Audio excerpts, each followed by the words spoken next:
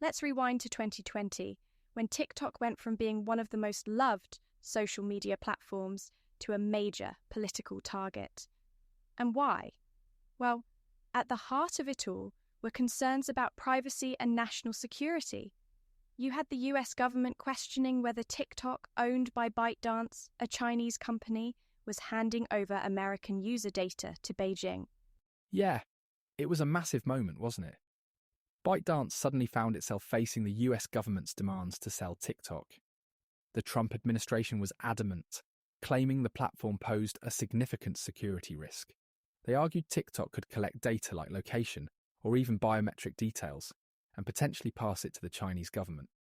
It's a tricky thing because TikTok tried to argue that they weren't doing anything different from, say, Facebook or Instagram, but the Trump administration wasn't buying it. They issued an executive order basically saying TikTok had 90 days to divest its US operations or face a ban.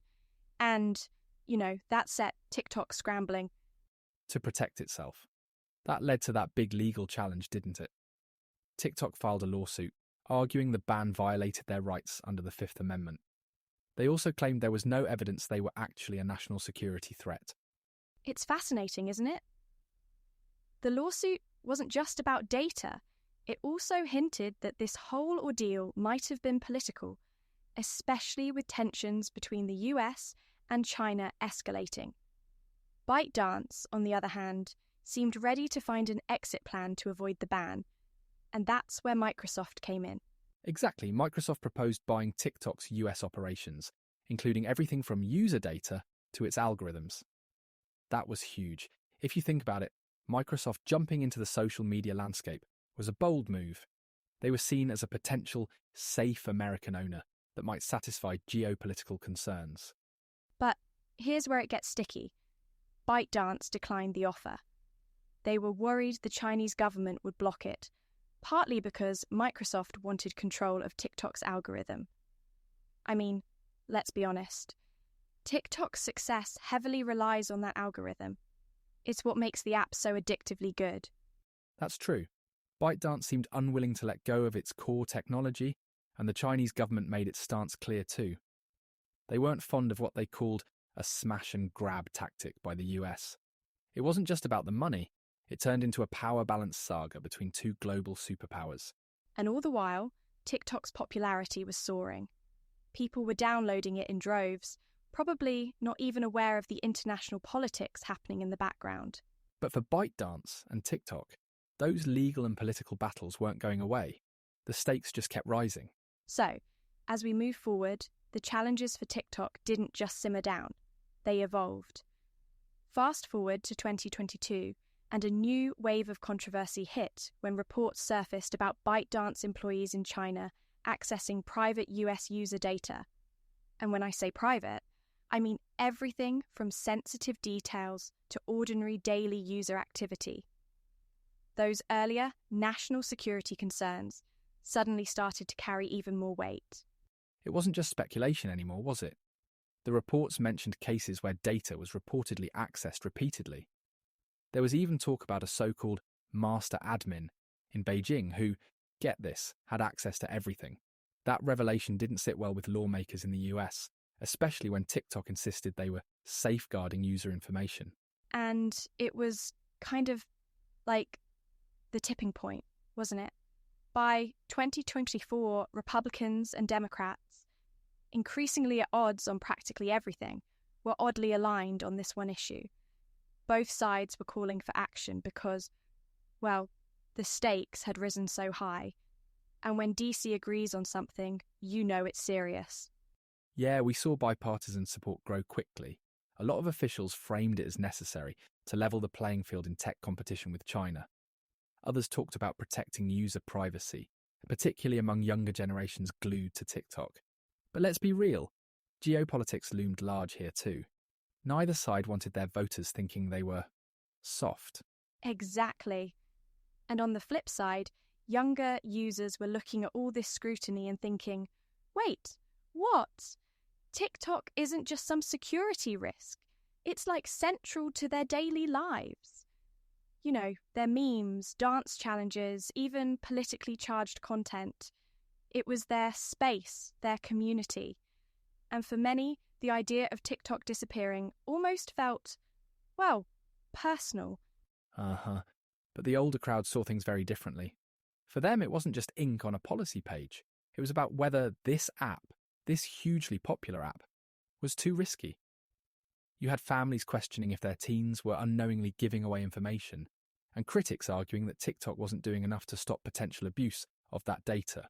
So you've got these two utterly contrasting views. One side is saying, this app is a fantastic cultural force and a creative goldmine.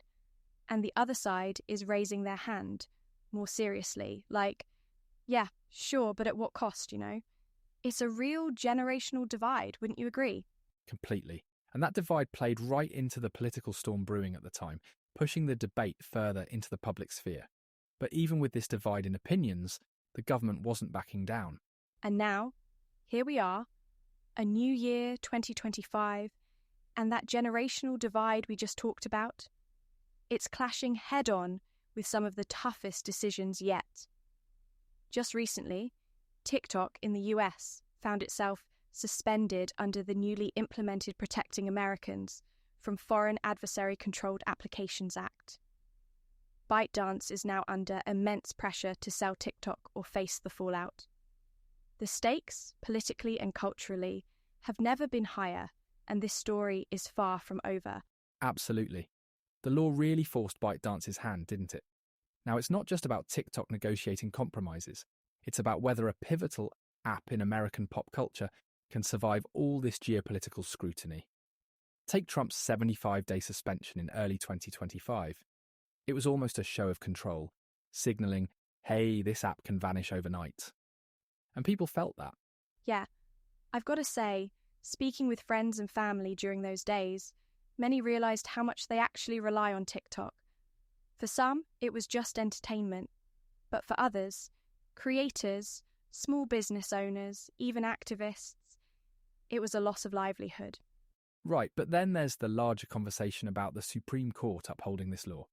TikTok argued fiercely against it, claiming it violated free expression and essentially set a bad precedent for regulating technology in the US.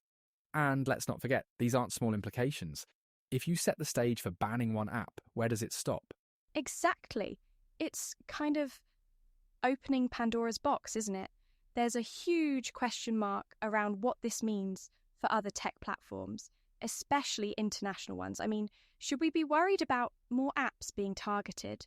Or is this just the start of better controlled user privacy measures? That's the thing. Many people argue it's necessary. They see this as a way for the US to step up and say, we're not going to let foreign companies potentially compromise our citizens' data anymore. But ByteDance, back in 2021, CEO Zhang Yiming basically said they'd rather shut down their US operations than let this happen. That threat still kinda looms. Yeah, imagine that. A complete shutdown, just poof.